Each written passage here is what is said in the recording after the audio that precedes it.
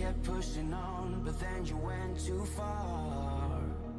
When your ship has sailed and all your dreams are lost, everything is wrong, you feel like it's your fault.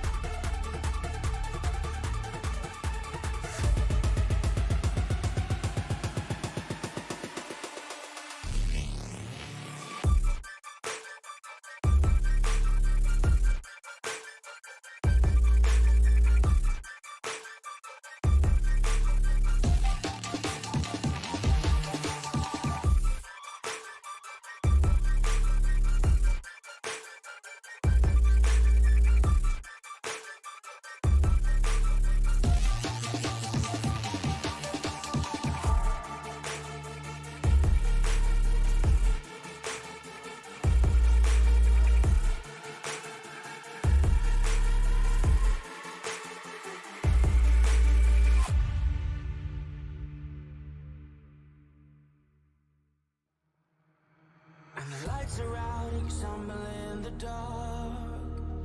You kept pushing on, but then you went too far. When your ship has sailed and all your dreams are lost, everything is wrong, you feel like it's your fault. Just remember, I will be there for you, baby. Remember, there's nothing out there to get you, don't forget it. When life feels lemons, just call me. Just call me.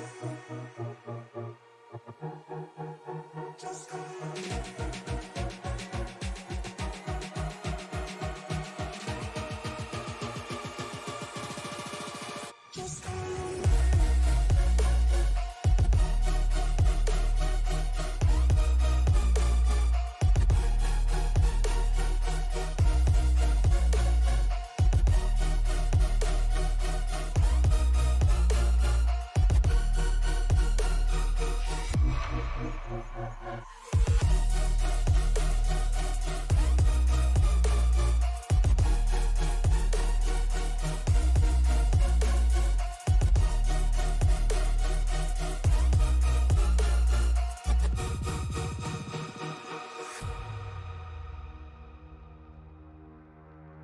You're stronger now than you ever been.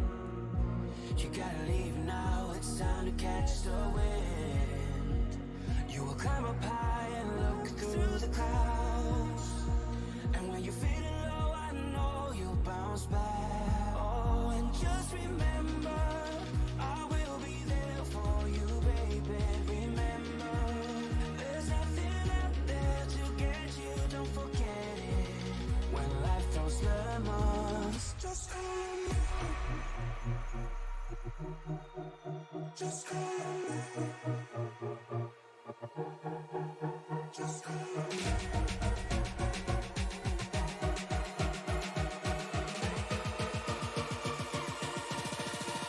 Just call me.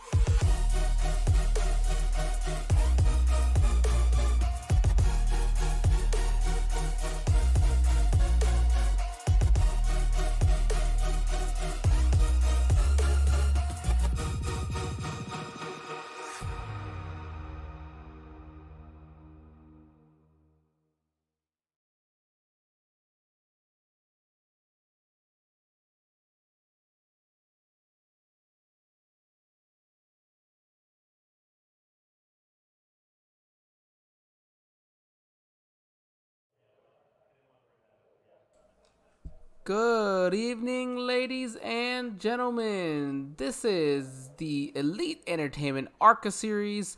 We are live on the Racing Media Network from Concord Speedway. My name is Angel Santiago. I'm joined by my broadcasting partner tonight, Matt Metler. Matt, how are we doing tonight?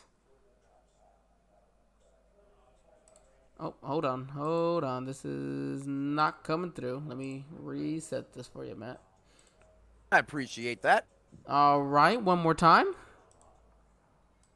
Angel, I am doing fantastic this evening. I'm fired up for another round of the Extreme ARCA series as we go deep into the interior of North Carolina, the Tar Heel State, right where NASCAR started, right outside of Kannapolis, North Carolina, in the town of Concord. We're going old school, Thursday, Friday shootout style. I'm fired up for this one. I don't know about you. Oh, am I ever? This is another one of those examples, maybe like some time ago when we were at some of these other tracks like Iowa.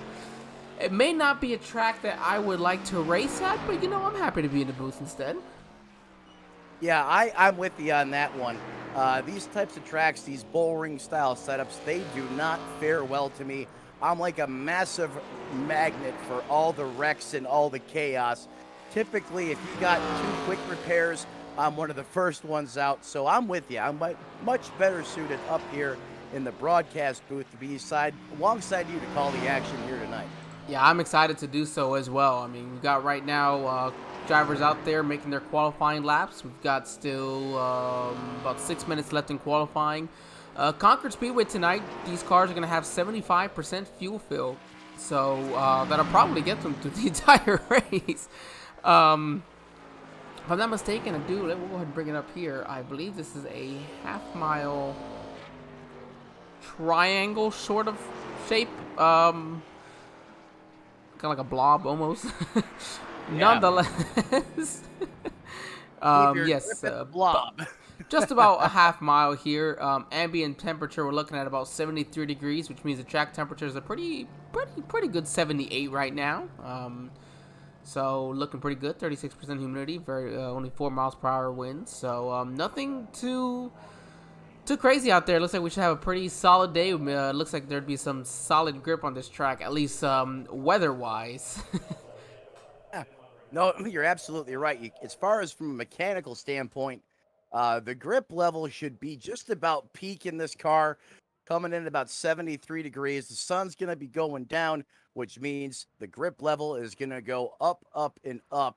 So, this racetrack does like to change over the course of the run, as you know, especially the one thing you got to remember is, yeah, that track temp is going to come down, but the temperature of those cars are hot. And when you get those cars going over that same piece of concrete or asphalt, in this case, the preferred line, sometimes you have to take into consideration the setup over the course of the run tonight, because that track temp, yeah, it's, we talk about it because of the sun, but the other catalyst is the car temp, and that's certainly going to be, there's going to be no shortage of that tonight.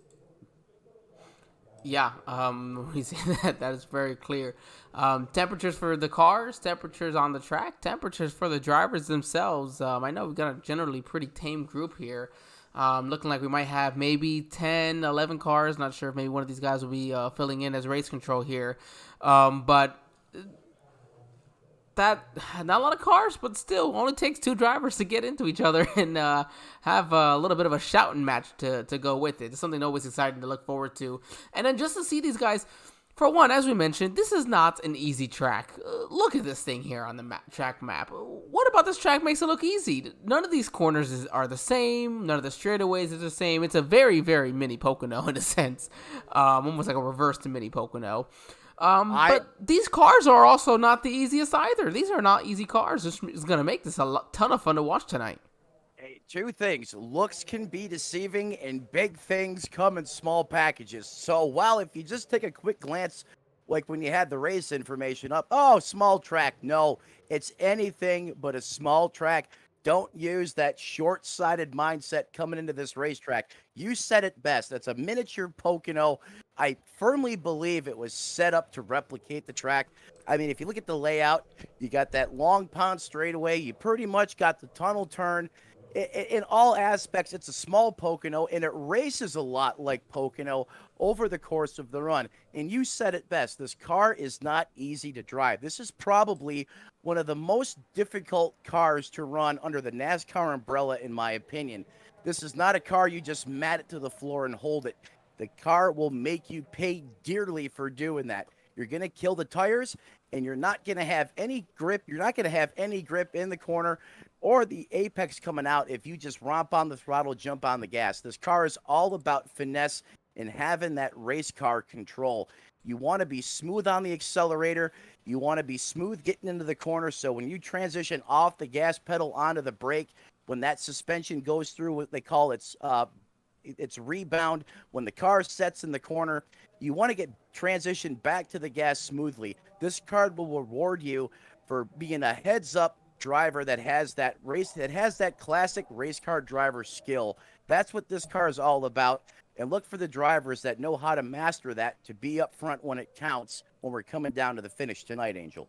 I could not agree more there with you, Matt. I mean, hitting it right in the nose. Just being patient and knowing and don't overdrive the limits of the car itself and the track itself. So while we get through this, as qualifying is finishing up here, not too much longer left. It looks like everybody's actually completed their qualifying lap. So we're actually going to go ahead and look at what our grid will be for tonight's. Well, actually, it has not. We can't officially.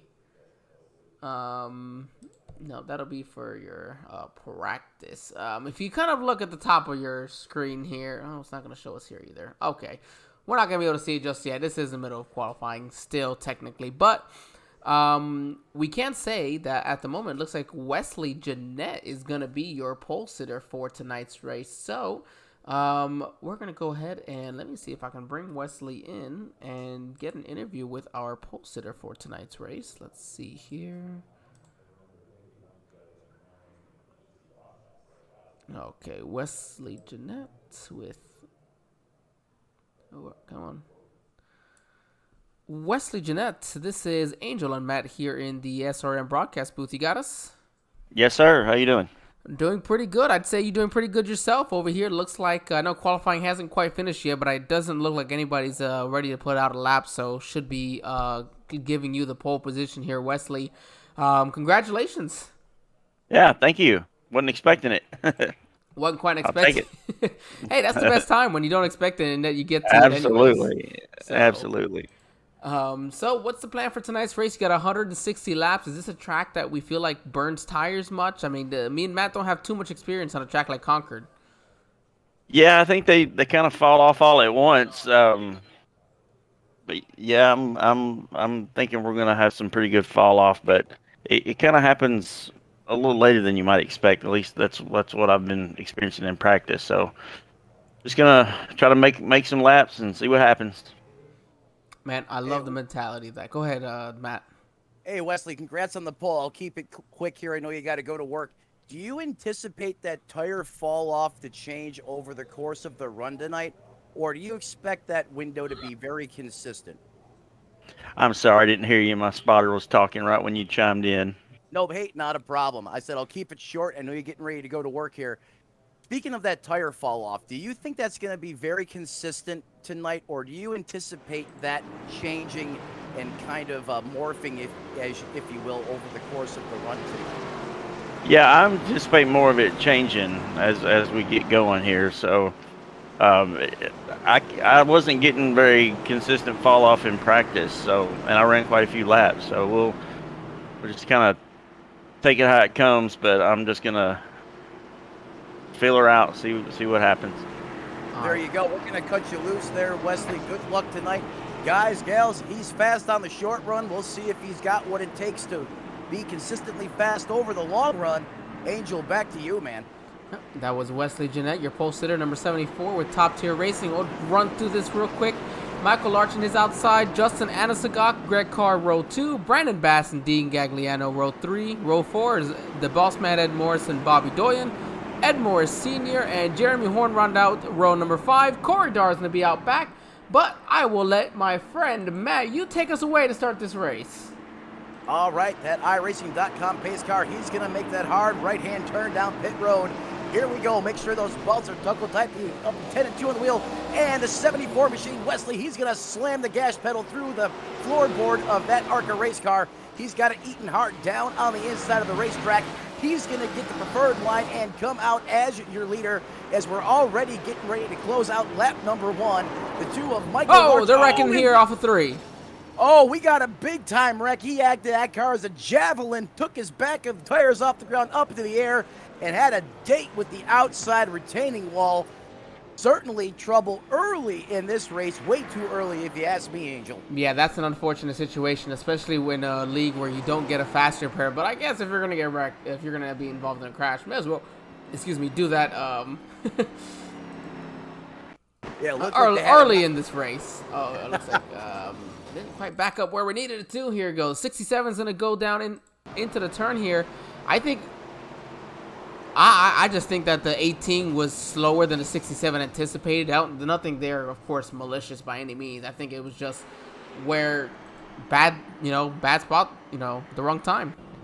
Yeah, that certainly looked like we like to call a typical racing deal. And you know what it could have been? Some of these drivers know these cars are not very, hooked up with the racetrack to keep it simple on cold tires. Maybe the 18 was just taken a little conservative, and certainly, on the other end of that deal, he just didn't anticipate, like you said, that type of corner speed, and as a result, he's got the back of the car jacked up in the air while he's having lunch or a late dinner out there with the outside retaining wall. Well, at the very least, you are at a short track, so it's not like you need your aero all that much. You just need this thing to be able to breathe and get some fresh air to the front of it and not overheat itself. So I'd say as long as that stays clear, you should be pretty good to go. Right now, as you look through this field right now, all 11 drivers did indeed start this race. So we've got a couple of laps completed here, 4 laps. Even the caution laps around here are going to be done pretty quickly in about 39-second times. Yeah, we still got the lights on the pace car on, so that tells us we're going to at least go around this mini Pocono one more time. Looking here at race control, looks like the 18 who was involved in that first incident was given an EOL, end of the line penalty for quote-unquote running over the 67. No, should have been the other way around. 67 ran over the 18. Oh, I'm sorry. Thank you yes, for the yes. correct. But cars are lined up. You know what, Matt? You're excited. The cars are lined up side by side. You're ready for this to get back racing already. Yes, I am. Here we go. You can pitch a 10 over these guys. We re-racked them, restacked them. It's going to be basically a mirror of the initial start of the race. 74, he's locked on the bottom. The number 2 machine, he's going to be up top where Mom likes to hide the cookies as we come into the restart zone. Wham, he's going to nail the John Force gas pedal through the floorboard. 74 is fighting down low on the inside. That's going to be the preferred line with the 2 of Michael Larch. He's hanging tough on the outside, contesting for that number 1 position as we go back to Angel as they come back to you. Doing a great job there. You see Wesley will eventually fight him off for first, but you got to imagine he didn't have to fight him too hard. I mean, it is early in the race. I wonder, lap 158, how hard is the outside driver going to be able to fight with you, and how much success might he have? Because really the 2 looked pretty good there, and he might have been trying that for a move later on in this race if he needs to. Well, that's exactly it. If you want to test some things out, you might as well do it early when you have all those laps left in the race in case it doesn't go your way. But the 2 did not look like he was having a hard time contesting for the position on the outside. Smartfully lets that driver go. He knows it's early on in the run. We've already had some very early caution take place, so might as well set in and get into what I call the rhythmic part of the race. This is a very rhythmic racetrack, so to start here, everyone's single file right now. These guys are smart. They know they got to save their equipment for when it counts, and that's coming down to the end. Right now, as we run, really no change up front. The 74, your pole sitter, Wesley Jeanette, he's carrying the torch, P1. The second spot's going to be occupied by Michael Larch, and the 88, Mr. Don't Sleep on Me, Justin Adesagak. He's looking racy early on in that 88 Exalted Chevrolet. I love this view right here, when it goes back to it, you can almost see the view from what would look like the spotter stand of almost the entire track. You see just right here where it looks like the spotters stand, right above the stands and everything. You see them going through turn 1. You see them lined up right there. Very, very short shoot there between 1 and 2 as they get through now into turn number 3. You saw Greg Carr just a moment ago. He ran the fastest lap of the race here in that number. You see 24 at the top of your screen. You see number 25 Waffle House machine on track. Nonetheless, will be the same driver. He had the fastest lap of the race, even sitting back there in the 6th position. So keep an eye out for Greg Carr maybe at the end of this race if we have a late race restart. He's clearly can put down a pretty quick time himself. Yeah, that Waffle House machine is usually fast early on in the runs, but sometimes he likes to get caught up in the bacon grease and slide, get to the top side of the racetrack. So let's see if this man can put it together. All 3 phases of the race tonight. He's been fast. He deserves a win. I just want to see him complete all 3 phases of the race tonight, and I bet you he'd be in contention for a win when it's all said and done. But how about it, Angel? We got 11 cars tonight. Currently, everyone's on the lead lap.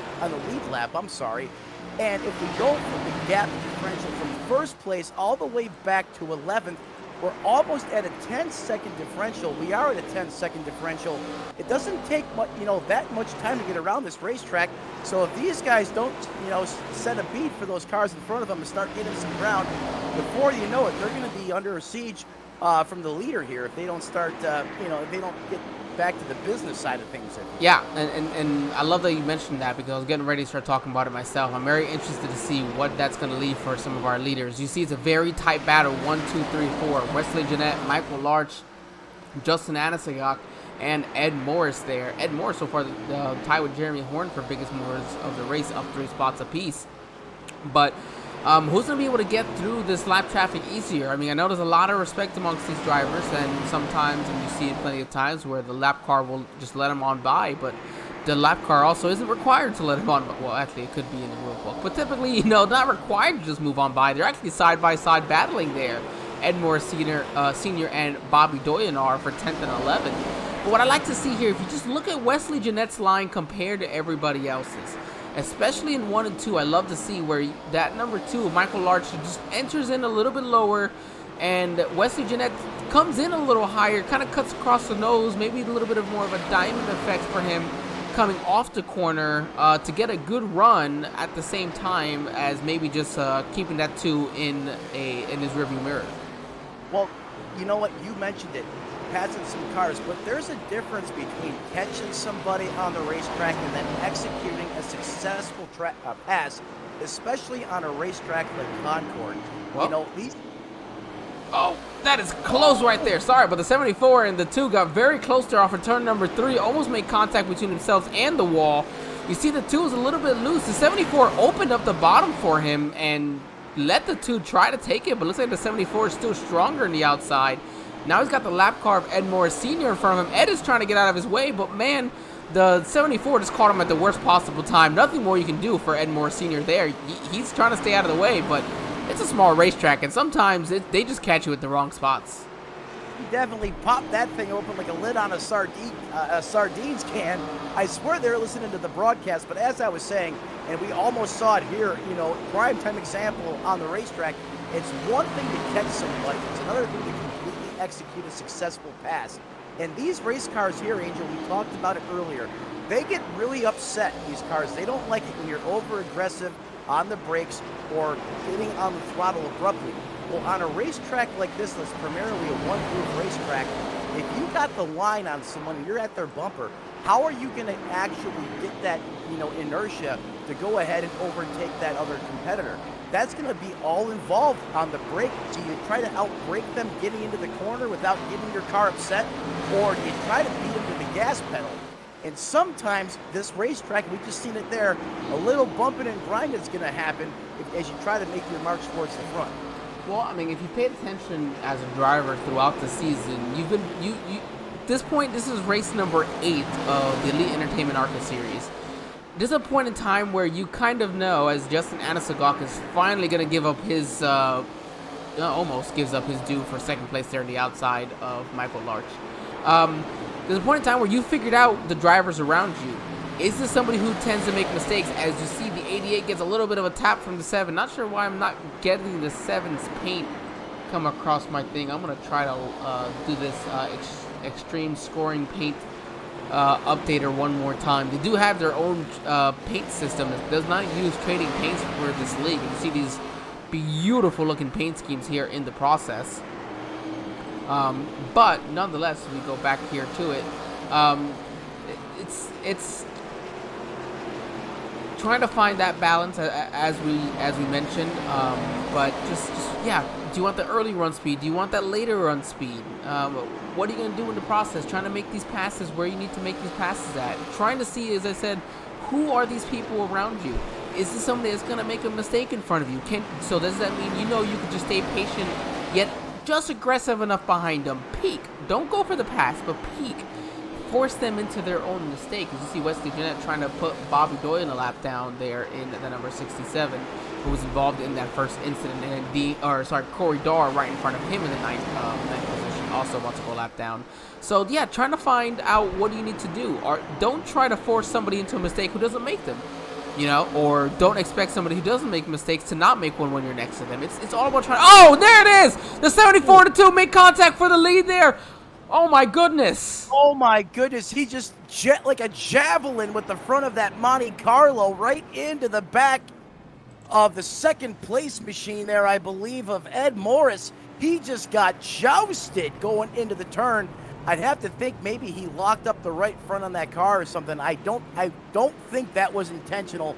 That's a really high caliber grade drivers up there competing for the lead, and I typically haven't seen any type of racing of that sort all season long. That had to either be a mechanical failure or just a one-off mental mistake.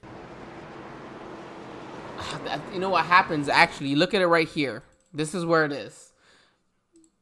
Let me jump on to the rear view of... Oh, no, that's not the one I wanted. The rear view of the 74, at least from here. We're going to go slowly. Look at this car get loose as it enters the corner. This car is not handling well right now. This thing is loose for him. So he's off the gas. He's coming back down the racetrack as he's done. The 2 doesn't know how loose he was. The 2 is just driving in there normally at his normal pace, and I think that's where the contact ensues from there. As you see, actually, quite a few drivers coming off pit lane. Everybody making their first pit stops here of the day.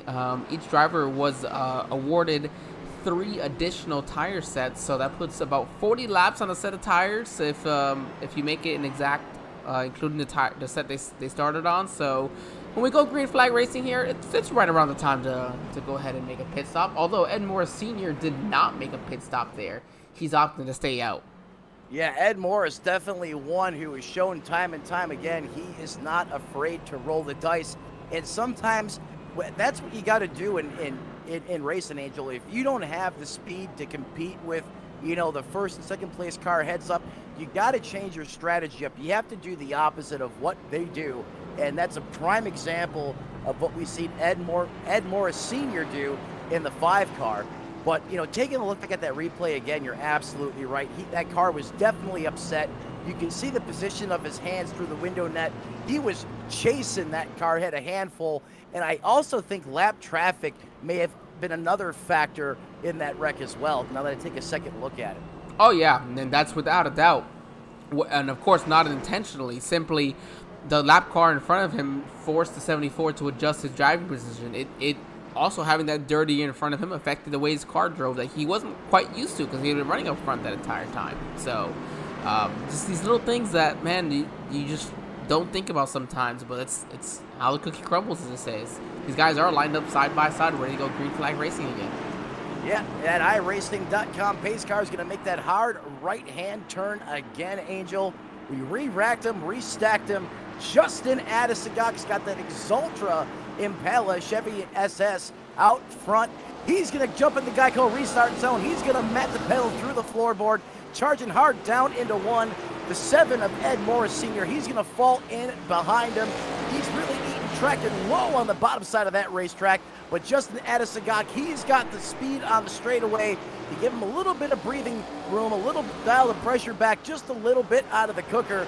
Right now, is the current top 5 are all single file at this time. You know, and Ed Morris running off of his victory last week in the Charlotte Roval, if I'm not mistaken. Unfortunately, internet issues kept me out of broadcasting that with you last week, Matt.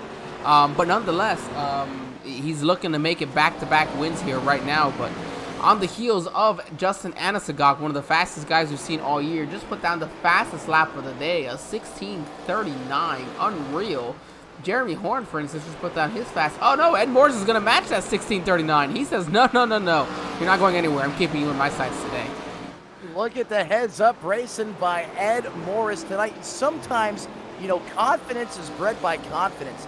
You know, you get a win at a racetrack like the Roval, that's going to change your whole outlook the next time you step into this race car, especially in a series where you're racing against the same competitors week in and week out. That mental boost, it just does something to you. The next time you strap into that race car, you just get that overwhelming amount of confidence. And a lot of times these drivers can transition that to the performance on the racetrack. And that's exactly what we're seeing right now, Angel, is that 7 is closing back in, setting the sights on the back of that 88 machine, piloted by Justin Adesagak. Yeah, he's all over that 7. The question is, the 88. Question is, who's doing a better job of saving their tires and who's wearing them out right now? You know, they mentioned that you have a good while that your tires are still pretty good, so it's not like you have to push to save them that much. But nonetheless, you're going to want to save them. You will have some fall off eventually as this green flag run continues.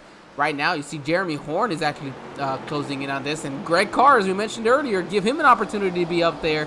He's showing some speed right now as well. His fastest lap mirroring that of the other 3 leaders he's with. So nothing surprising to see him this far up.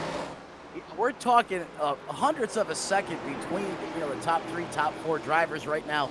Last time by, or the best lap for the 88, Justin Adesagak was a 16:37. Oh, we got a caution. Oh, but I did not see anything happen out on the racetrack. But we were pretty in depth of, breaking down the 88 and the 81 out there on the racetrack. I do see some tire smoke, but I didn't see anything real time on the racetrack there. The 27 just lost it off of turn 2. Oh, and it overcorrects to the right in front of Wesley Jeanette. You know, he had a bit of a Code Brown moment right there. He's currently going to be the lucky dog, so he'll get his chance to get back on the lead lap after that last incident took him off of the lead lap, so that's exactly what he's hoping for. Maybe not what some of these other drivers were. But while these guys get to their caution laps here, Matt, we're gonna go ahead and pay the bills and be right back here in just a few moments. Yeah, I gotta keep the power on. So somebody has to. I think the boss man will be pretty mad if I don't. So, well, we'll be right back, everybody.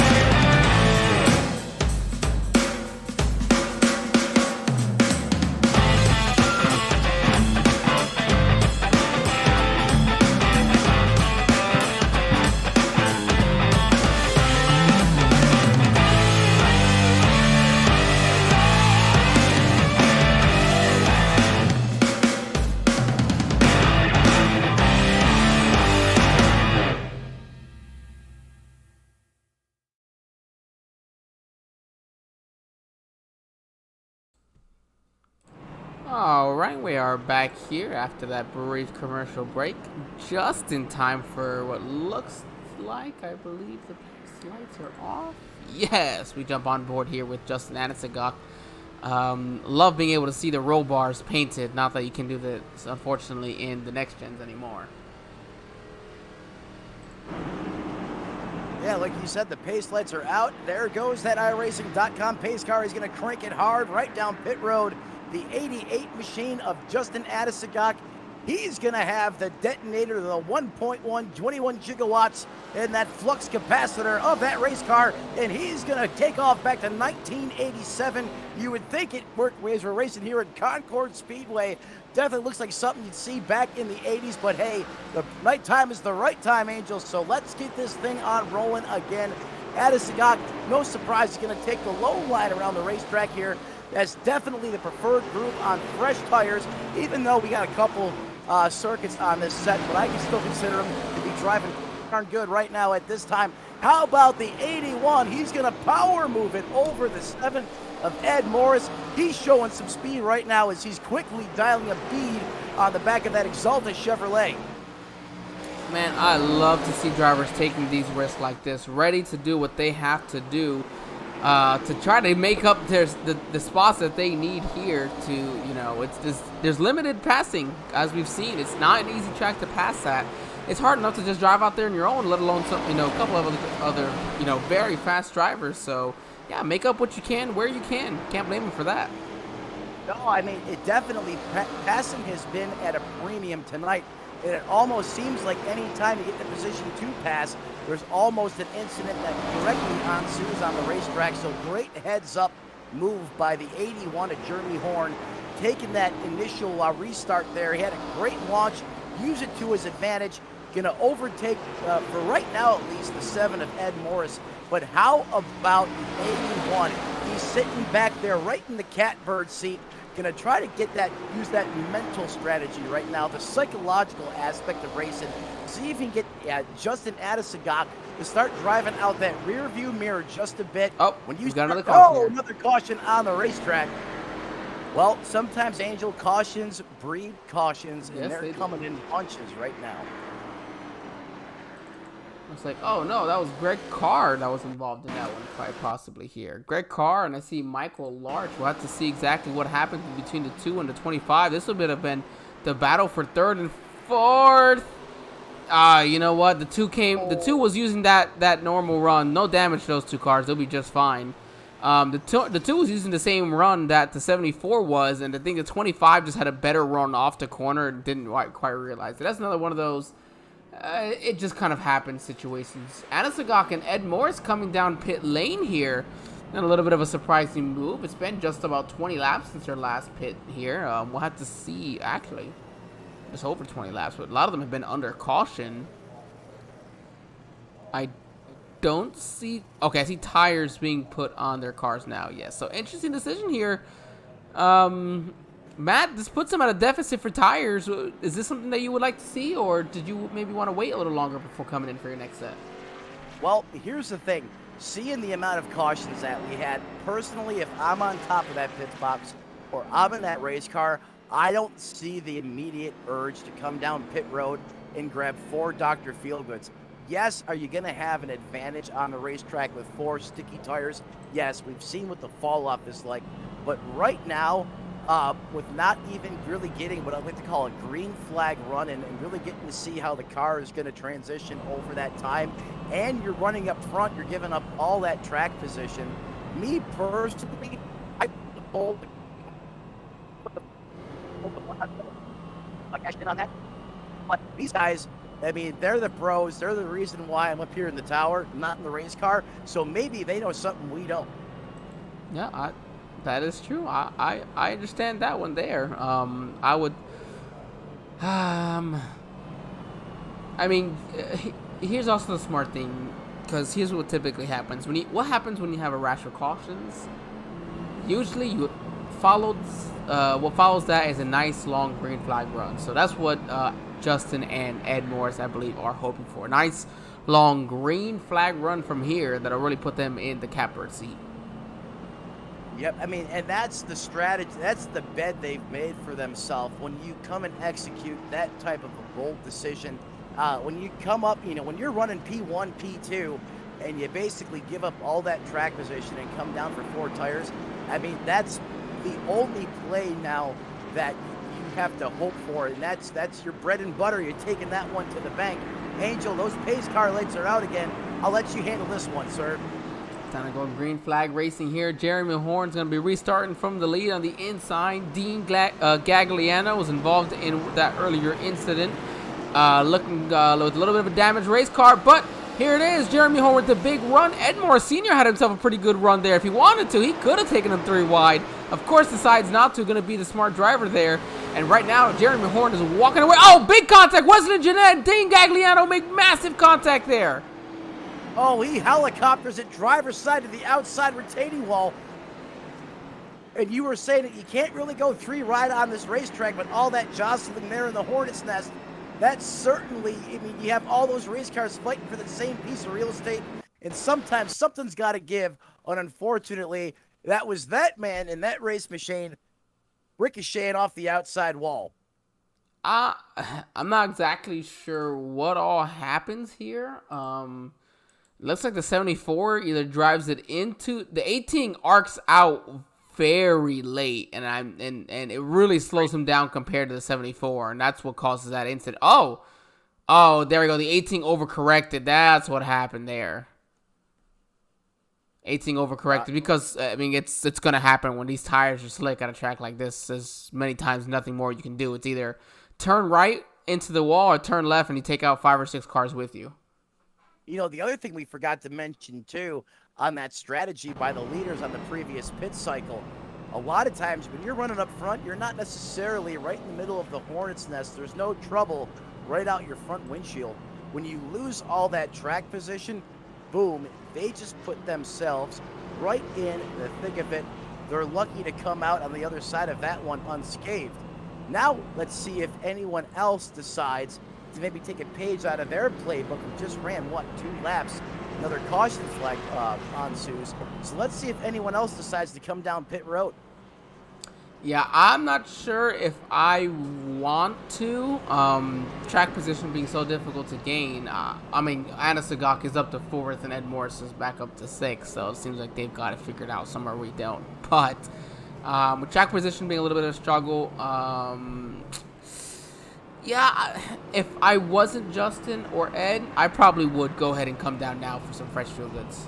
Or, I'm sorry, fresh Generals. That's it. We got to call them now here for the ARCA series. General Tires. Yeah, that's right. They're the primary official tire sponsor of the ARCA series. And you know what? They seem to get the job done pretty darn good compared to the Goodyear Eagles. Yeah, no, not bad at all. Can't complain too much here. Now completing lap 71 as they cross the line here. So we should have, I believe, let's see here, 89 laps to go now. So we're edging closer and closer to that halfway point of the race. Yeah, even with all the caution flags, we're still going through this racetrack and going through the tension of this race at a pretty good clipping. Yeah, it's I mean 16, 17 second laps. Here they go, Matt. Let's get them going. All right, 2 by 2 we go. 81 Journey Horn. He's going to have the trigger in his pocket. He's going to reach down. He's going to smash the button. He's going to John force it on the restart. What a restart by the 81, showing some good horsepower on the whole shot. He's going to crank it down hard onto the inside, take the preferred line on the racetrack. Currently under duress from the 5. Oh, he slips up, almost chops the nose on Justin Adesagak. He's got to get hard on the brake pedal. What a save by the 88. Made that look easy. But folks at home, I can tell you that save was anything but slim pickings out there on the racetrack. Great heads-up driving by the 88 of Justin Adesagak. Now he's going to set sights on the 5. I gotta say, give credit to Ed Morris Sr. He's doing a pretty good job. Looks like he'll finally go to the outside and let the 88 have it. He was putting up a pretty good fight there against Justin Adesagak, really putting it to him. And right now, not quite letting him get clear easily. Although the 5's gonna drive it in pretty deep here into turn number 1. He'll stay side by side with him. Looks like he'll go ahead and just give it to him here. He put up a great fight there. What a fun battle to watch there for second between Adesagak and Ed Morris Sr. Not the typical Ed Morris battling him, except his father was having a fun time with there in second place. Angel, how bad do you want it? And I would say that the 7 machine, he wants it pretty bad tonight because he was on a really significant tire deficit and was not given up, embracing the inner Ryan Newman, if you will, just making it damn near impossible for the 88 to complete the pass there. But at this time, you know, you figure you're not even halfway yet. Let him go. Save yourself to fight another day. It doesn't really what you do right now on the racetrack. It's all about what you do to set up those final 10 to 15 laps. And Ed Morris Sr., he made the right decision there. Let him go. Save your stuff for when it counts. He's fallen back quite a bit. Started position 9. He's currently residing in the 7th place position. But you wonder how big of a difference tires make. Look at the 88 of Justin Adesagak. He's basically took 10 green flag laps or so, and he's back up into P number 2. The 81 of Jeremy Horn, he's still your leader, and he's showing some pretty good solid speed over the course of this run. Well, I will say, guess who's back in the top 5 and just put down their fastest lap of the day a couple laps ago? That is your pole sitter, the 74 of Wesley Jeanette, just a little further back. We'll jump back to the leaders now, but had to at least mention that he is there and he is hungry to get back up to the lead now as we are past the halfway point of this race. Yeah, we are just past the halfway point of the race, and the 5 of Ed Morris Sr. just had a big scare. His car did not want to turn getting into the corner. It plowed on him. He had to chase it way up the racetrack. He was able to get it back underneath him, though. But right now, he's going to have to think about maybe adjusting his line or his entry, because that car is a handful for him right now at this point in time. Let's keep going on back through the field. Why not? Let's take a look at the 24 of Greg Carr, Angel. This guy started currently in the 4th position. The Waffle House machine, good-looking paint job. He just doesn't seem to be going in the right direction tonight. He started P4, currently resides in the 8th place position. Maybe he'll be able to make some changes on that car next time they come down, see if they can just get it driving a little bit better. Really looks like he's struggling center off with that race car as he's currently on the track right now looking to overtake the 5. But as I said earlier, that 5 is just a handful right now. I know Ed Morris Sr. is going to want to come down pit road as soon as he gets the opportunity as he overtakes the position. Let's go back onto the 9th place position. Bobby Doyen, the 67 machine, he's another guy that I thought was a little bit more performance of out on the race track. Haven't seen it as of yet. Started 8th, currently residing in the 9th position. Angel, what can these guys in the back do right now to try to get themselves in contention as we're just past the halfway point in this race? Well, they're going to need a little bit of lady luck. They're going to need a caution to go their way maybe, and, you know, and just hope for the best. Maybe some chaos up front. Chaos is what you're almost about to see. We've got quite the battle here for the 3rd position between Ed Morris, Michael Larch, and Wesley Jeanette. Michael Larch having currently under attack from Wesley Jeanette as they are getting here through this run. He is just clicking them off as fast as he can as he moves into the 4th position now. He's just now got about 2.4 seconds between him and Justin Anasagok. Jeremy Horn has got Ed Morris all over his bumper right now for that 2nd position. He is swarming right now. That beehive is just off the rear deck lid of that 81 machine as that 7 machine of Ed Morris, he is feeling spicy right now. That car is looking fast out there on the racetrack. He's getting it to rotate the center of the corner right down there, just about on the yellow line, which is going to be the preferred best lap line around this racetrack as he continues to inch in closer on the 81 of Jeremy Horn. Now he's going to have to start driving out that rear view mirror, going to have to change his line, try to take that line away from the 7 machine. It just doesn't look like he's able to drive the car down that deep into the corner, which is going to open the door for the 7. This is going to pull alongside him, door to door on corner exit. This 7 looks like he's got pretty solid grip, even in a spot where clearly he's maybe a little bit more uncomfortable as low as he is. As he'll clear now for 2nd place. But man, here comes Wesley Jeanette right in his bumper. Wesley Jeanette's going to come in and say, "Hey Ed, I'll take this position from Jeremy as well. I'll follow you right into 3rd." Sometimes that's what happens. You see that type of passing happen at Martinsville in these short tracks, right? Just because one person sets up the pass, if you're not on the defensive to drop back down in line, you can lose 2 or 3 spots in a hurry, and that's what we just seen take place on the racetrack. Is caution back in the air again, Angel. It's be caution number 5 here. Jump back over here. Looks like this is Bobby Doyen, and that's number 67 going through turn number 2. Oh man, the 45 looks like he had no clue the 67 was going to slow up as much. But that turn 2 is so tricky, because if you just barely overdrive it, you're having to get off so much. You lose so much momentum. The speed, everything is so different between you and a driver who did hit it. Even just a little bit of hitting his marks, it makes a difference. So, well, not only that, it's so easy to lock up the right front or the left front tire. And if you get on too much, pit lane. Yeah, I mean, great camera work. Camera work tonight here, Angel. You're giving us some great shots, getting us good looks at all this racing action. Pit road's where it's at right now. Everyone's coming on down. Gonna get to the set of the 4 fresh Dr. Feelgoods. Take off those 4 lug nuts or 5 lug nuts. Joe on there. Back down. He's catching in off pit road. Pit stop's just taking about 15, 16 seconds. Filling it back up with Sunoco Race Fuel, and back out onto the racetrack they go. Yeah, ooh, it's going to be a very tight one. Ed Morris Sr. says, nope, I'm good. I'm just going to hit the brakes. You guys go ahead and figure that out. I don't need to be in the middle of it. That looked like Monster Jam coming off of pit road there. Oh my goodness.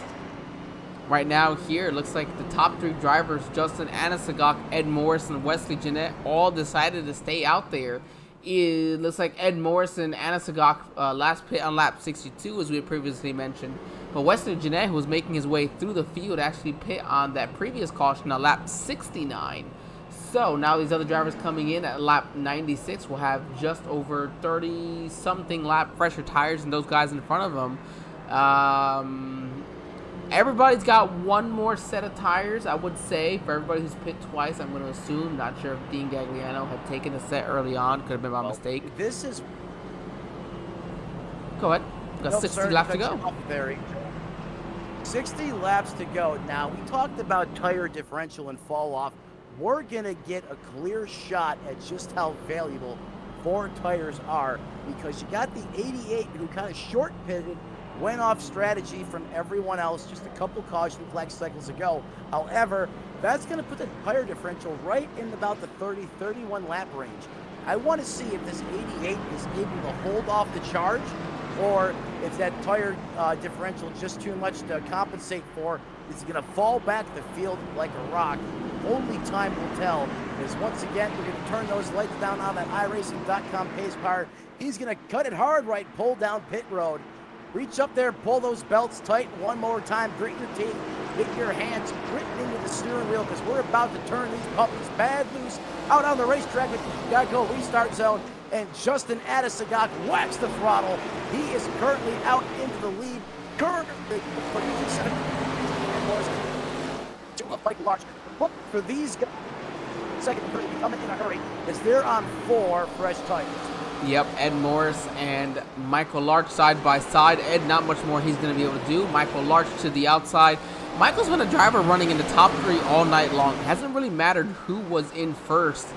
He hasn't quite been there. He might have led a lap or so. Man, I could be mistaken. But he's been right there the entire time, as Wesley Jeanette and Jeremy Horn battling hard right now side by side for that 4th position. Wesley's going to give it up. Oh, right in front of that 27 of Brandon Bass. The 27 looks like he's going to let off and give him a little bit of space. Yeah, rightfully so. I definitely backed off and gave him a little space right there right now, because that had potential disaster written all over it. And you know what? I like the strategy by Michael Larch.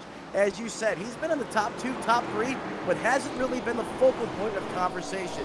Hey, you know what? Don't sleep on me, Michael Larch, because right now I'm taking the 88 to the cleaners, and I'm showing him the business. I'm currently pulling out of that corner.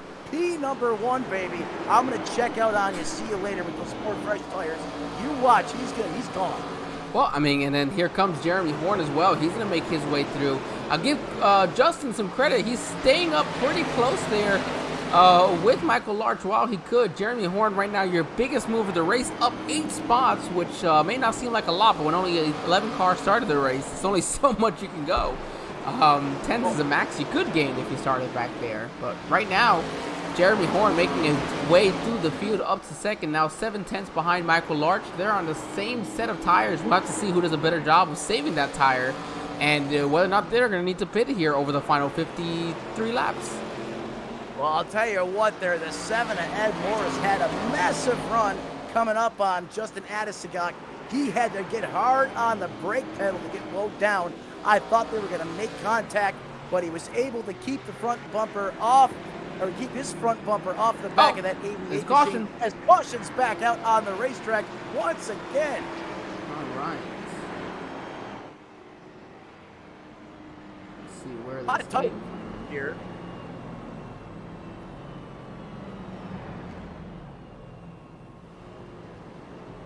You know, we're getting later on in this race, you know, Angel, and there's only so many laps left to go. And as the laps wind down, typically the anticipation and that level of Oh, the 45 just overdrove the turn. Oh, and it overcorrected. Oh, so easy and terrible. Oh, I'm so sorry, Corey. He overdrove the entrance to the corner, and it looks like he had too much rear brake into it, and it goes sideways. And I understand the frustration because it happens to me so often. It looks like he got it, and it just went from there. Ed Morris, Wesley Jeanette, they're going to go ahead and come down pit lane. And are they taking their final set of tires? 50 laps to go? Wow, that is a bold move. But hey, you know what? I said it earlier. How bad do you want it? And I mean, pretty much by coming down, taking your last set of tires, sticker tires for that race car, you have to hope and bet and pray that this race goes green for the remainder of the event. Because one more caution flag, and these guys are going to have 4 fresh tires to your old tires. And we've seen on that last restart just how effective new tires are on these ARCA machines. Yeah, I mean, especially when you have a 30-lap difference or so. I'd say that I like Justin Adesagak's position I don't know. It's going to be hard. I mean, I'd say, of course, anybody who pit on that previous caution on lap 96 is in the best position. Now, of course, for Ed Morris and Wesley Jeanette, I'd say, though, even if it goes green the entire way, I know Ed and Wesley are quick, but a 15-lap difference on tires and some of them being caution laps, so maybe 10 green flag laps, I don't know if it's going to be enough to drive to the field with. If it goes green. If it goes green, and that's the big question mark. If it goes green, if you look at the data over the course of this race, everything is screaming we're going to have another caution in 5 to 7 laps. But when you come down pit road, put your last set of tires on it, I'll let you take them back to green, Angel. But you pretty much laid your bed, and now you got to lay in it. All right, we go green flag racing here once again. Michael Larch is going to be on the outside. They go to the restart zone. He is gone. Jeremy Horn is going to restart in second. A very good restart for Jeremy Horn. He'll stay close to him, but he'll have to settle for second. As they're side by side with Justin Adesagak and Brendan Bass for third. Adesagak will clear him. Now it's Ed Morris and Brendan Bass for fourth. I'm sorry, Ed Morris Sr. and Brendan Bass for fourth. Yep. It's a gaggle of cars back there. Yeah, that's where the Hornet's Nest is right now. P4 on back, and look at this racing. You can see the anticipation, the animosity coming up. Just with the level of racing action is really elevated on the racetrack over the past 5-6 laps, and that's because we are winding down. We are running out of time. Less time to get your car in the right position. Less time to come down pit road to work on it. You pretty much have to get up on the wheel and start to earn that money, and that's what these guys are doing right now. The 27 machine, he is painting the bead on the back of Justin Adesagak. He's pretty much nearing the line of that. Well, you're gonna have to get past him. I mean, eventually, I know it's a 30-lap difference, but eventually, with the heat cycle, these tires are gonna kind of even out, especially with how good Justin typically is with saving his tires. So, for everybody behind him, you gotta get past him now. You know, put him in a bad position when it comes, regards to track position. But you bring up a great point, Angel. Nothing equalizes tires like heat cycles. So if we a little shot by the 74, he rings the doorbell, lets him know he's down there. Justin Adesagok's going to go ahead and heat and give him the position. He's going to try to drop back down in line before he's not overtaken by the Waffle House machine, the 24 of Greg Carr. He's feeling racing right now. And just behind him, right off of his back bumper, you got the 7 of Ed Morris. These guys are all within striking distance. I'll tell you someone who's within striking distance. It's your second place car, Jeremy Horn. He is all over the rear bumper of Michael Larch here. We have 40 laps to go. I know it only seems to be a quarter of this race, but this can go very quickly right now. And Jeremy Horn wants to lead sooner rather than later. Absolutely. There's no time. Hey, the nighttime is the right time, and that's the time to be out front. And that's Jeremy Horn's mentality. See if he can get Larch to lurch in that race car, make a mistake. But he's going to have to close the differential just a little bit more. Currently about 0.3 of a second back. To really start putting the pressure on, you want to be, half a car length or just about breathing on the back bumper of that race car. But you know what? You still got plenty of time as these laps continue to run down.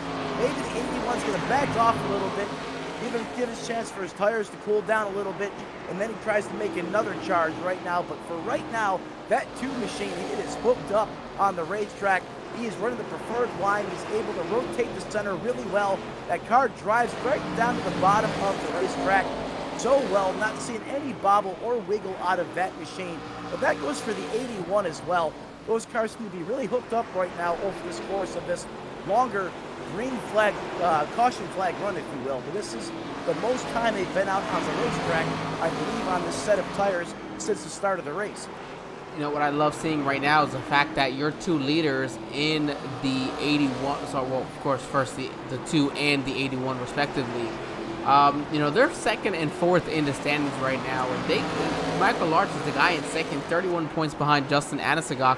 This is working exactly how he might have needed it to work. He's out there leading the race. Justin's on old tires. He is falling back, and he is loving to see that. Nonetheless, because when if there's another caution from here on out, everybody's coming in for their final set of tires if they still have them. So your track position is going to be important right now. And then for Jeremy Horn, currently 42 points out. He was in the 3rd position, lost 3rd last week to your race winner Ed Morris in the standings. Nothing more you can do if the guy you're battling wins the race.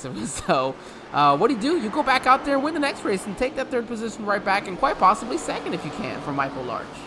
And then Wesley Jeanette, as fast as he is, he's 5th in the standings, not too far behind these guys either. Angel, well said. I couldn't have said it any better myself. I agree with you 110%. Could not agree with you more. So right now, let's set this up, Angel.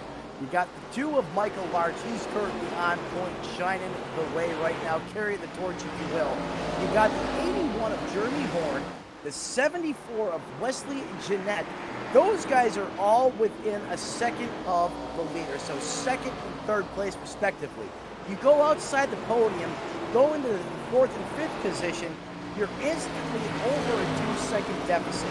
So right now, really this race is coming down to, if it's going to stay green from here on out, someone's going to have to throw a Hail Mary, come down pit road, get some 4 fresh Dr. Feelgoods on the car, and try to run these guys back down, because right now, if this stays green, it's a 3-man race for the win tonight. I say Ed Morris is the man struggling far more than I expected. Wesley Jeanette's made his way through the field up to 2nd. Ed Morris is still mired back here in the 6th position. Maybe he's just doing his best to save his tires. He felt like he had no choice but to come down pit lane, and now at this point he's just saving as much as he can in case everybody does come down later for a late caution, so he's not a sitting duck. It might be the only thing he can do at the moment. Not exactly sure what the plan will be for Ed Morris. Ed Morris, of course, on the back. We mentioned momentum, not just last week's winner, having won each of the last 3 races. GT Hawkins had done the same thing earlier in the year. What's interesting to me for Ed Morris is the variety of tracks that he's won at. It started off at Las Vegas. Then they went to USA International. And then they were at the Charlotte Roval. So 3 very distinct tracks to go win at. Concord, a 4th distinct track. Would love to see make that 4 in a row. But guess what? Each of the last 2 winners has won 3 in a row. We have 3 more races left. So maybe the person who wins today continues the trend and wins the final 2 races of the season as well. Yeah, those are some fun facts about this ARCA Extreme Series, and you're right. We've seen GT Hawk do this earlier on in the season. We've seen, Michael Larch, Jeremy Horn, like you were saying. Now, here's the other interesting factor. Justin Adesagak, usually the closer in this series, who's making a charge towards the front plate. He is going in the wrong direction tonight. He has fallen all the way back to 7th place, currently 5.1 seconds off the lead. And we talked about it earlier in the race, Angel. He tried to do something different. He was probably getting sick of all those second-place runner-up finishes, and he threw the Hail Mary. Unfortunately, the way the cautions have fallen just isn't going in his right direction. But how about 7 machine, knock it on the back door, it's not delivery. It's Ed Morris, wants that second-place position because it is go time. Yeah, for Ed Morris, it is go time now. You're going to have about 20 laps to go as they come across the line this time around, coming off of turn number 3 for your leader, Michael Larch, who started the race in the 2nd position. But the guy who started next to him on pole is Wesley Jeanette. He is picking him up, putting him down as fast as he can. He's got about 14 lap fresher tires, and he is driving the wheels off of this thing. He is going for a Hail Mary as well. He is assuming this race runs green. He's got the freshest tires. He's got the track position. But boy, oh boy, here comes Mr. Ed Morris, and he's up here now battling for 3rd if he can clear Jeremy Horn quickly, as he does as they dive down here into turn number 3. How much has he saved his tires now over the final 18 laps as we have for this race?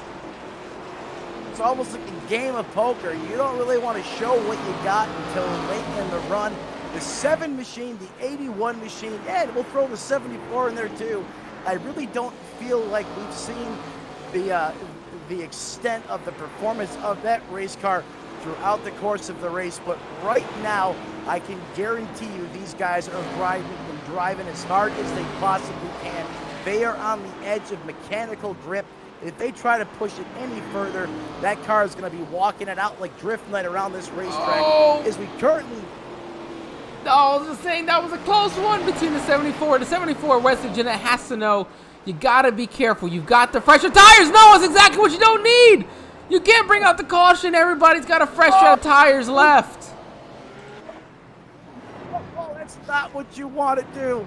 Oh, my God. And that could have been so much worse. Oh, very minimal damage, but no, that's the last thing you wanted to totally just kick your strategy right in the patoot is throw out a caution flag, and that's exactly what we did as he was slideways coming into the corner. Oh, my goodness. Angel, this changes everything. I noticed it the lap or so before. Let me see if I can go back one more. You see it here as close as he keeps getting. And that's why I began to say it. Wesley, you got to be careful as you go through here. You can't overdrive this. You've got fresher tires. You see right there's where I thought it was going to happen. They kept it clean, and then the 74 said, well, I'm just going to go ahead and stick it back in there again. Yeah, I seen it. I just did not want to acknowledge it because I didn't want to be the commentator that, that dreaded C word. I didn't want to be the guy. But, Angel, you couldn't have said it any better. That was brewing. It started a couple laps ago. But we talked about it. It's one thing to catch somebody. It's another thing to pass them. And you just push the envelope a little bit too far, and when these guys are on the edge with the lap times they're running, you try to just a little bit more. Sometimes that's the byproduct of what happens on the racetrack. Is Wesley Jeanette coming down pit lane? I don't understand. Oh my, yes he is. So you got Wesley Jeanette coming down pit road. Ed Morris Sr., he's going to take a dive into the trackside service center here. Get 4 Dr. Feelgoods put on that race car. General tires, not Goodyear. Thanks for the reminder there earlier on in the run. The 5's going to hit his box. They're going to get him jacked up. They're going to service on the right side of the race car. They're going to come back around on that 5 machine, take care of the other side. And interesting enough as well, the 74 of Wesley Jeanette on pit road. Angel, did you see that one coming? No, I'm not sure exactly what it is. I don't know if maybe this could be a penalty. Is he getting some tires fixed up? So I'm not sure exactly what that could be. Ed Morris definitely did not want to see that. He's got 36 lap older tires than everybody. If I'm not mistaken, that is the lights are off on the pace car. Now, don't forget though, Justin Anasagok. Okay, now for one, Justin Anasagok is now back in the third position, so everybody should be a little bit worried. But they're gonna come down pit lane here. Michael Larch is back on the outside. They're on row number 2. We'll have to see what happens. Green flag racing here to strap them down, as you always say. Green flag racing. We're gonna have 10-lap shootout here to the end. Ed with a little bit of a slip. He gets a good run though on Jeremy Horn for first. It'll be the battle for second at the moment. We'll see how long he can hold them off for. Don't sleep on me. Justin Anasagok said he thought I was out of it. You're wrong again, as he's currently looking on the inside, eating down low on the 81 machine. He's going to jump back on the gas pedal. Oh, there's contact. There goes Justin Anasagok. He is sideways. He's in the wall. Oh, carnage ensues. Minimal damage, though. Oh, that was a replay of the final round of 4 out of Phoenix when he drove it down across the nose and didn't lift. Oh my God! It was just like something out, like you see. Oh, Phoenix. I see. The 81 tagged the wall, and he tried. The moment he pulled off, it's just out of control right there. The 27, not sure where the 27 was ready to go for. He was ready to make it 3-4 wide through there. Anasagok, I mean, and again, minimal damage. I don't think he needs to even pit to fix those repairs. But that's going to put him to the tail end of the lead pack here. I'm sorry, in the 8th position. And with so many laps to go, we'll have to see if he's able to make his way back up to the front here.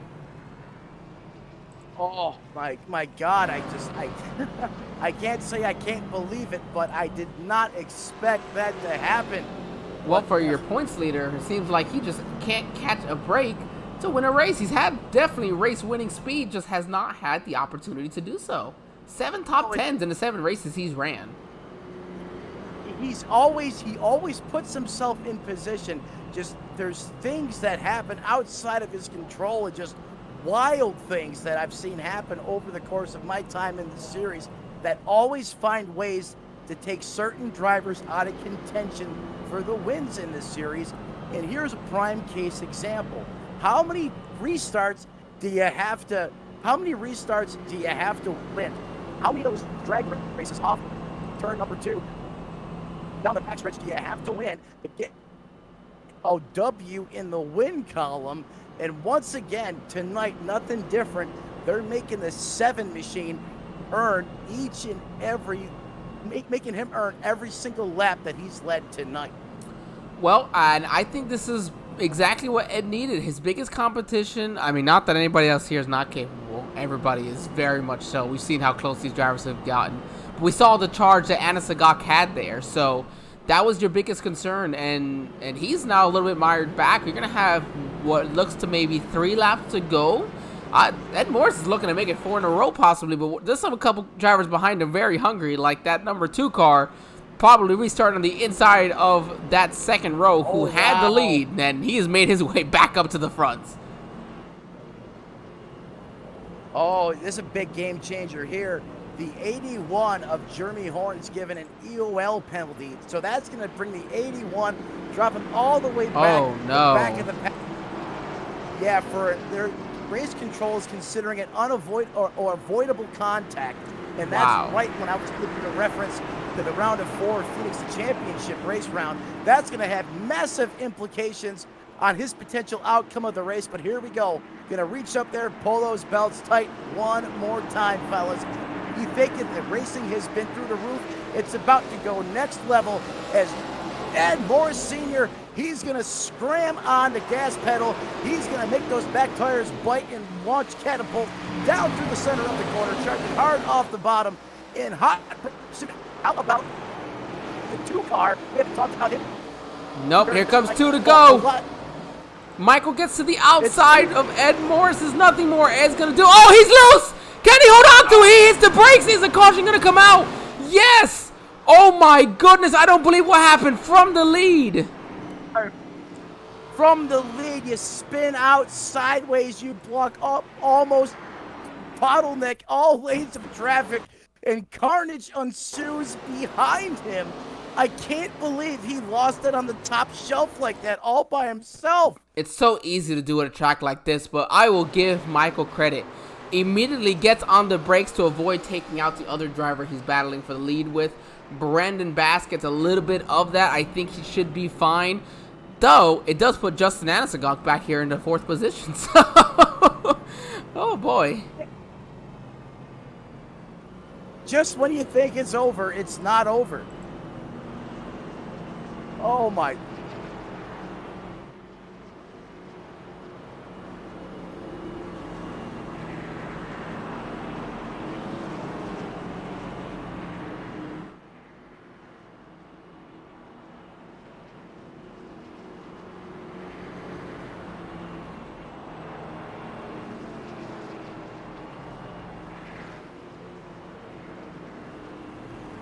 And we talked about Greg Carr having such a fast lap. We know he's going to be up there, and he's going to put down a good lap, but is it going to be enough? Ed Morris has been so good on these restarts. So good and so consistent, but the game changer here is the 81 showed you can make the top side work. There is speed up there. So now is someone going to follow suit? Is the 27, is the 88, is the 18 going to try their bid and try to see if they can make something happen on the top side of the racetrack? Because right now, Ed Morris, he is committed and he is owning the bottom of that racetrack. And you know he's not going to get out of the way for anybody. So is someone else going to try to contend for the win using the top side of that racetrack? I would say so, and I hope so, man. That's going to put up a good show for the two of us, ain't it? Yes, it is. I mean, I can't anticipate what else we're going to see here tonight. But I'm gritting my teeth here, Angel. I'm squeezing the chair I'm sitting in. Because this racing is just through the roof right now. I don't know how this thing is going to shake out. I don't think anybody's quite understanding of how this may or may not shake out. Looks like we should have these cars lining up side by side. We'll jump onto the cockpit view very briefly. I do see the lights are off on that iRacing.com pace car, so it looks pretty good to me. We'll have some green flag racing here. It'll be 2 to go. It will be a green-white checkered. They have a limit of 2. I'm not sure if the last one counted. We'll have to see, though. Green flag racing. Go ahead, Michael. Mike, take him away. We go one more time, possibly down through the Geico restart zone. And we're back live. Mash on the gas pedal as we cross the start-finish line, already getting down to turn number 1. Great restart by Ed Morris, but the man wasted no time at all. That is the 88. Mr. Don't Sleep on Me, Justin Anisigok. He is down on the inside of the racetrack. Is the 27. He's going to slip up just a little bit. That's going to open the door for Justin to try to 1 to go. Final lap time by. I am riding on board with Justin Anisigok right now. Currently has Ed Morris off of turn 3. Ed Morris with the win here at Concord. Oh, you shake that car like a salt shaker, buddy. You earned that one. Wow. What poise and what effort and what driving mastery have we seen tonight by Ed Morris? That was textbook. How many times can you ask a driver to just compete at that level, restart after restart, cars spinning all around you, and you still hold it together? What a clutch win by the 7. Ed Morris, you deserve that one tonight. Angel, what a race. I didn't think these guys could produce such an epic show at this racetrack, but these guys proved me wrong. What a race from flag to flag tonight. Man, that was just unreal. Fantastic to watch. We're going to stay focused in. Look at the burnout Ed Morris is putting down. Now, this is a burnout of epic proportions. He's been practicing this one. This one looks like a Kyle Larson, Joey Logano type of burnout right there. Unbelievable. Yeah, I'll tell you what, it's not easy to do that type of a burnout. I can't. I'll sit there and practice. He's burning it down and making it look easy. But you know what? There it is. Burn the tires right off the rim, buddy. You deserve it. Great execution on all phases of the race tonight. We talked about that being one of the keys of success to finding your way to victory lane. And Ed Morris did that. He put everyone in that field on full alert tonight. Just because I may have won 3 in a row doesn't mean I'm not going to be here at the end. Well done, Ed Morris. And how about the 27 and the 88 of Justin Adesagak? They were all over the scoring pylon the last 15 laps of that race. They come home respectively in 2nd and 3rd place. Man, that was just great to be able to see that happen there. I mean, just what a fantastic overall race we got to see. I mean, and just the finish was just, you're right, absolutely unreal. Love to see it. We're going to go ahead now, bring in your race winner, just because that was too good of a burnout not to bring him in first. Ed Morris, this is Angel and Matt here in the SRM broadcast booth. You got us, buddy? Yeah, man, I got you. Well, Ed, I was worried because obviously I missed the last couple of weeks for one reason or another, and I said, man, Ed's winning these races without me. Maybe I should. He's not going to want me to broadcast if I come back and he loses. But you won it, so I've got a job still next week, man. Congratulations, and what a fantastic finish there at the end. Those last couple of restarts were unreal, Ed. Walk us through what was going through your mind and how you pulled that off. I appreciate it, man. Well, yeah, those last restarts, man, I didn't want to see that caution come out. I was on fresher tires than everybody else and was able to come back through the field finally. It was so hard to pass here, and to try to get around guys cleanly. But, I think we had the car to win there on that last run, and caution came out. We'd already used up our last set. And I was like, oh, man, I'm a sitting duck, and all I could do is just try to hold these guys off the best I can and hope I don't get punted, I mean, that's... Well, I was waiting for it, but, stuff kept happening behind, and we kept getting restarts here, and I was able to get it down to the green-white checkered, and I was able to hang on to it, so...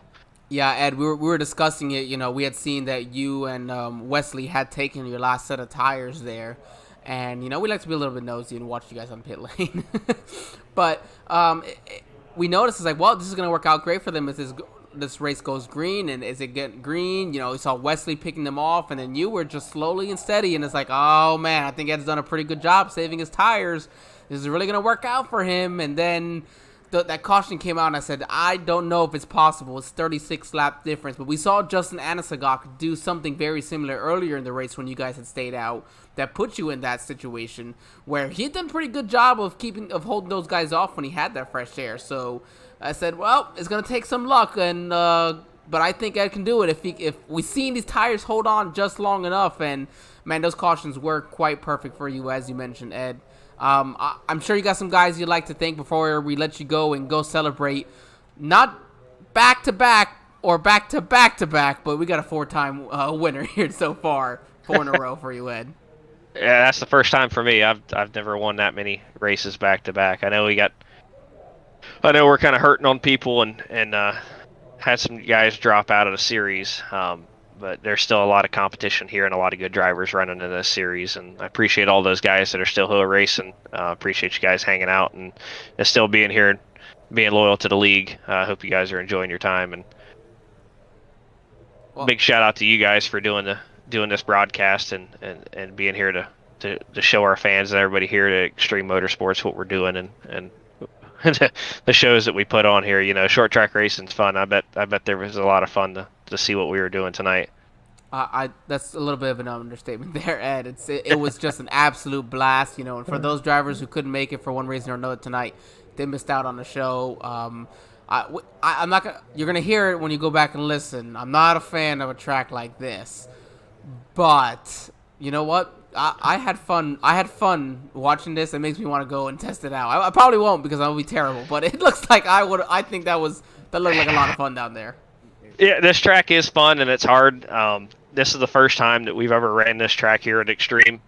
With any league, these tracks are difficult to run just because the high caution count and just everybody being so close and on top of each other and so much room for error and mistakes. It's tough to get these races to go clean and to get some green flag laps. And we had some cautions tonight, but we did have a lot of green flag runs and still a lot of fun. Yeah, I agree. I understand, Ed. Great job here. 4 wins in a row for you.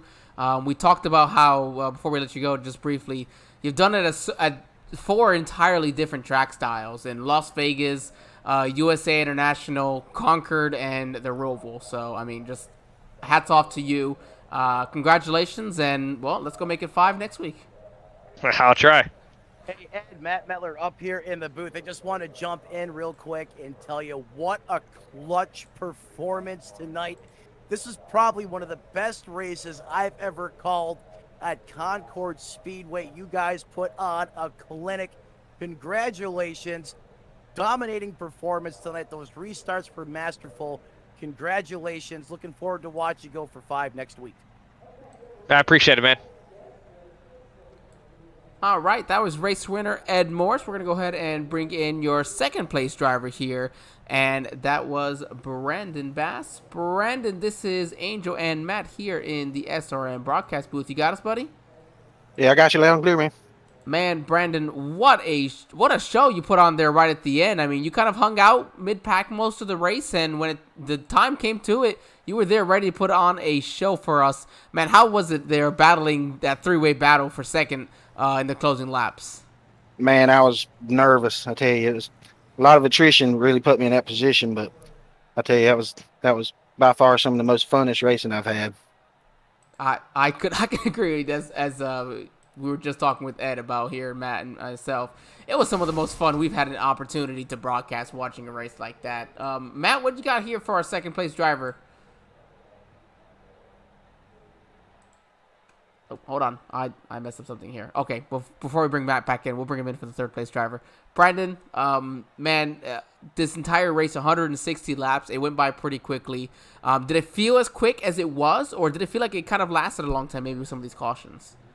No, man, it was ticking quick. With all the action on the track, you didn't really have a sense of time, to be honest with you. Me and the 24, we kept battling door to door for a good 20 laps there, it felt like, and that was just exhilarating, real fun. Isn't that just the best though, when you get that opportunity to just go out there, have fun? It feels like these races, go the way they do. So, I'm sure you got a couple people you'd like to thank before we let you go celebrate your first podium here of the season. I just want to appreciate Ed Morris for letting me join in and race, and Snags for giving me the direction to go to get in here with you guys and all, and just looking forward to next week and the week after. Yes, sir. We look forward to getting some more opportunities to talk to you. And you know what? There's only one position better than second, and we'll be talking to you hopefully from there soon. Maybe I get another chance to knock on that door again. You know what? Every chance you get gets you closer, man. Good, congratulations, and keep it up. Thank you. Well said there, Angel. I love opportunities to talk with a driver like that. He's happy, he's content, he had fun, and he's ready to move on to the next week. Yeah, and there's a driver there you can tell that appreciates the opportunity to be in that race car out there on the racetrack. And, I'm just happy to see that he was able to go out there and perform at the level that he did tonight.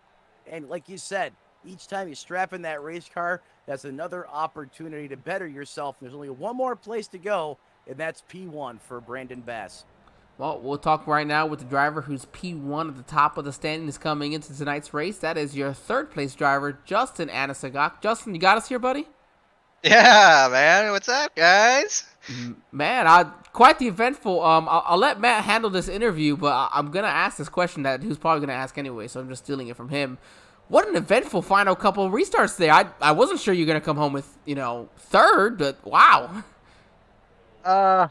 I was hoping when I got to third there would be another caution, so I'd have another shot at it, but it never came out.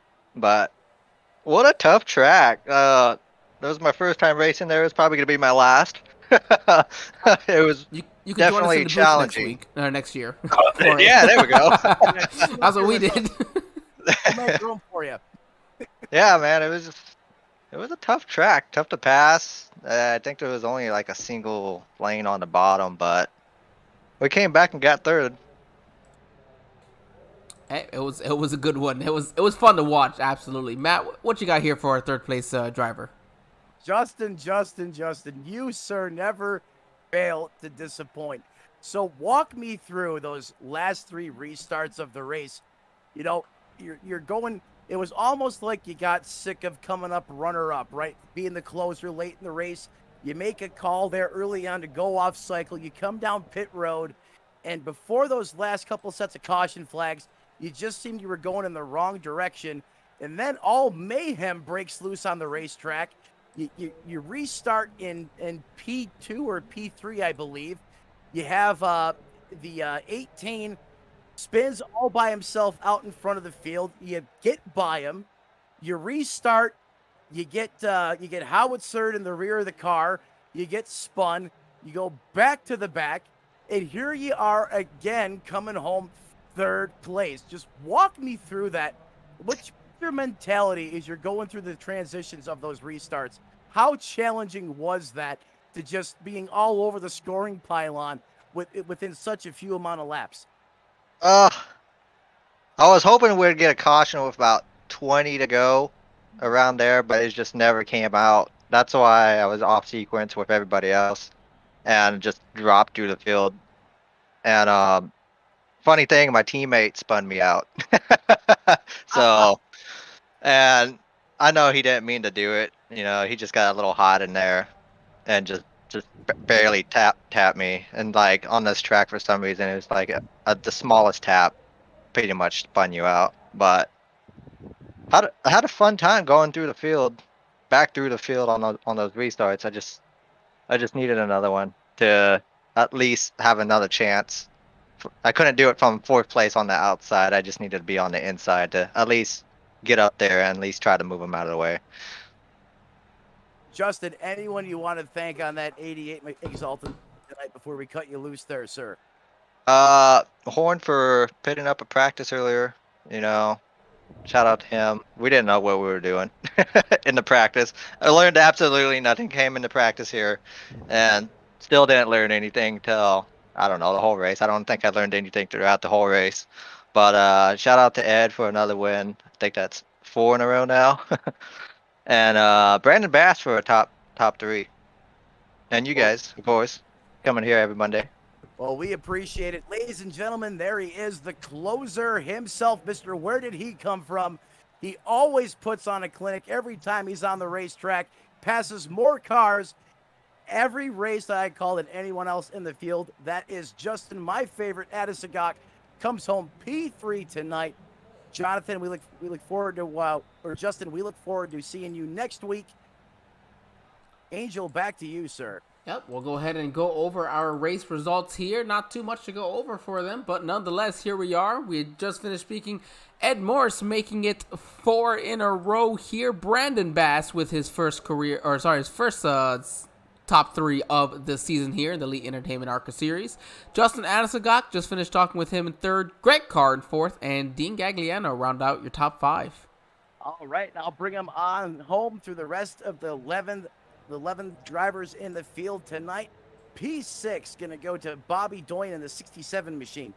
7th resides the 81 of Jeremy Horn. He had a strong run tonight. His finish just didn't really isn't indicative of the level of performance he had on the racetrack tonight. In 8th, that's going to be the 5-time Edward Morris Sr. In 9th, now 2 machine, Michael Larch. He got a late race penalty, if I remember correctly. He was another one up front battling for the win most of the race tonight. In 10th, 74 of Wesley Jeanette, going to come home 18 laps down. And then certainly last but not least, that's going to be the 45 of Corey Darr. He's your 11th place finisher. Started 11th, came home 11th, 62 laps off the pace. Angel.